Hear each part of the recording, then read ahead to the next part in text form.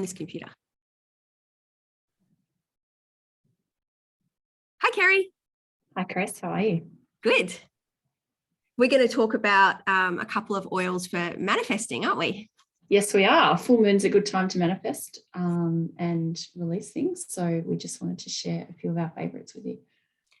And do you have any little rituals around it? What do you do? Walk us through manifestation for Kerry. So lots of mine is on the hop because mum life. And so, yeah, it's just a matter of applying an oil with intention sometimes. Sometimes I'll sit and apply an oil and then do some writing and do it that way. Sometimes it's a bit of an oil, the process of just activating it in the hands, a deep scent inhalation and a little affirmation. Yeah, depends on the day and what's going on. How about you? Just a side note, I got distracted. I love the term scent tent. I just always really liked it. I was like trying not to smile. Anyway, so for me, I'm also stupidly busy and struggle to find time to sit down and have like rituals around things. I guess my rituals are more around at the full moon, I'll put all my crystals outside for them to bathe in the moon. And I love doing that. And I guess when I'm doing it, it's a little bit sort of, really thinking about the intention of the power of them. And then they're normally next to my bed. So it's only really once a month that happens. But in terms of manifesting, I'm more of a thought person than writing because I really like to sleep a lot, but I wake up early in the morning and my husband's asleep and I don't turn on the light. So I just will have walk through a little bit of a meditation or a bit of a relaxation thing in my mind. And then I kind of connect with my spirit team and I will do it at that time. So I don't usually use oils when I'm actually doing the thought process around manifesting. I will use them at a separate time and just connect with that feeling as well. Love it. What's your fave, or what have you got a couple of faves? So I've narrowed it down to 3. I could probably talk about 20, but if you want to know others, we can, talk separately depending what people are trying to hone in on. The one I start with is release, and there's a few reasons. This oil has been formulated as a blend of a bunch of oils, and it's created to really help you release anger and memory trauma, and also something I found out today, it helps open the subconscious mind through pineal stimulation. So pineal gland is a gland in the brain and release deep-seated trauma. I use it more so, my intention when I use it is I apply it over my liver, which is on the right side of your tummy. And I use it to get rid of self-doubt and sort of release any limiting beliefs, because when you have that, you can't manifest. So yeah, that's why I really like release.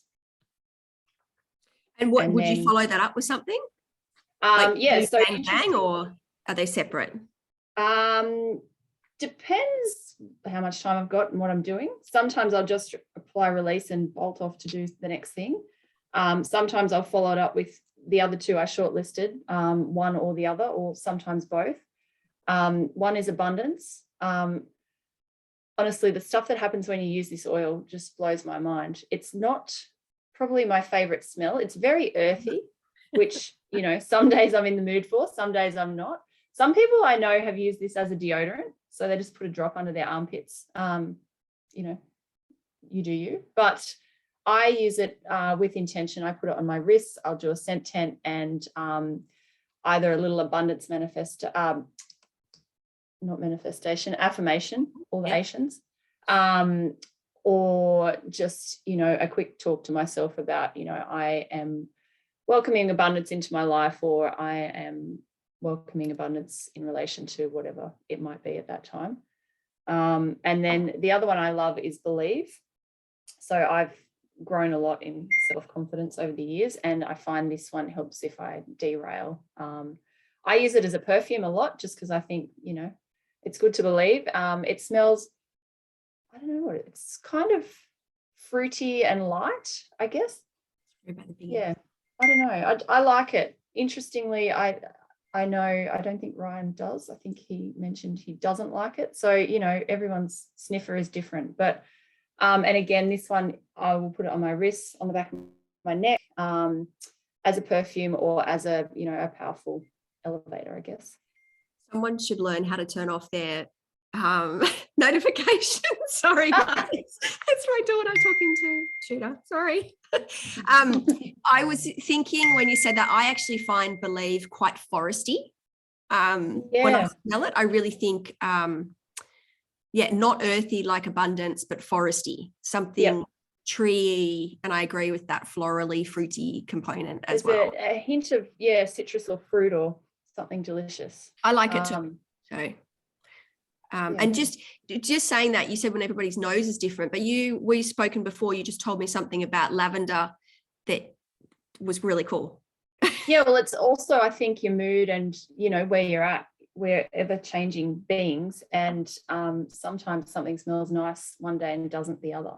And I find lavender has always been, you know, it's a go-to. It's the Swiss Army knife of oils. It's a cracker.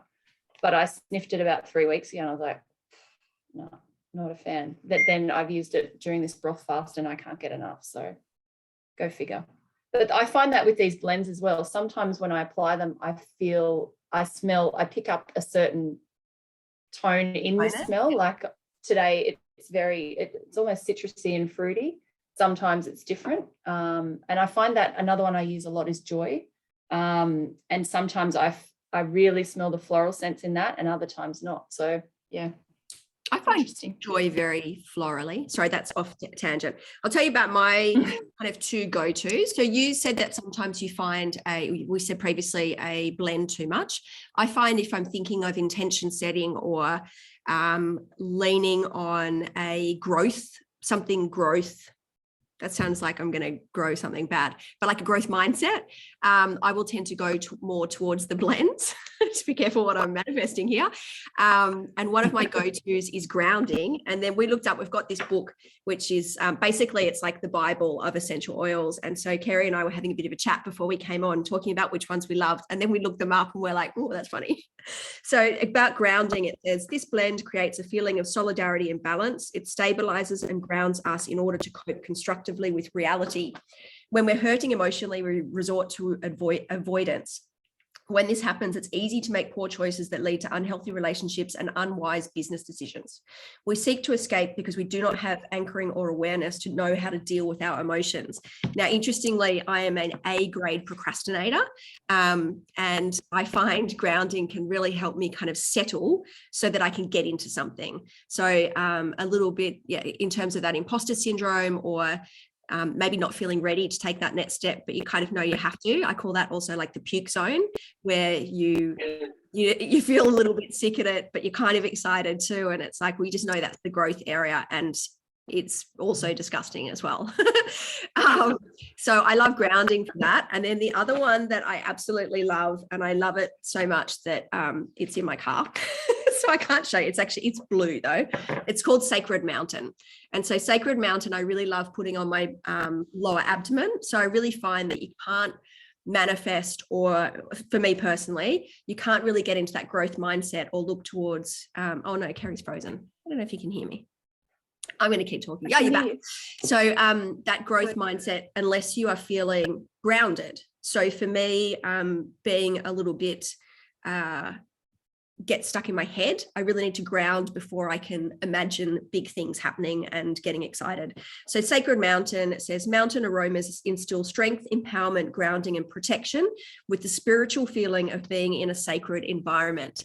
And so a little hot tip with that one for you property folks out there is that this is the one that we recommend diffusing if you're selling a property, because for many people, me included, we sold our house using Sacred Mountain.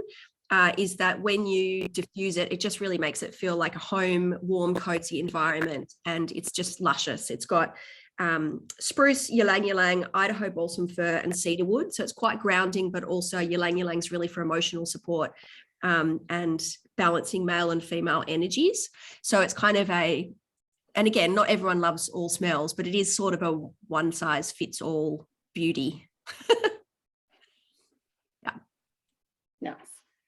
Something else I was going to say about release, when I looked it up, it was saying, the desk reference mentioned, you apply it to your body, so you can do over the liver or the soles of the feet, and then follow up that application with an oil such as Abundance or Believe or something like that. So get rid of release the stuff you need to get rid of first, and then step into where you're headed.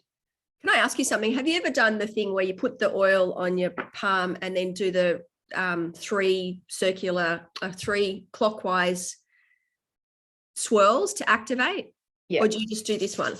No, well, it's clockwise. So Anyway, petite right? as that. It's generally this, yeah. But they do say. I feel like this is little action. This is MFA. Motherfucking action. I'd be curious to know whether Mel or I know Esther uses oils as well. Yeah, other oilers, tell us what you do. So do you guys activate your oils? You just slap them on. I'm a bit of both. Love to know. All righty. See you, everyone. This was just a little hot tip about manifesting and using your oils and how we use them. Make it simple, make it efficient. And if you want to turbocharge your manifesting and try some, let us know. Bye. Oh. Whoops.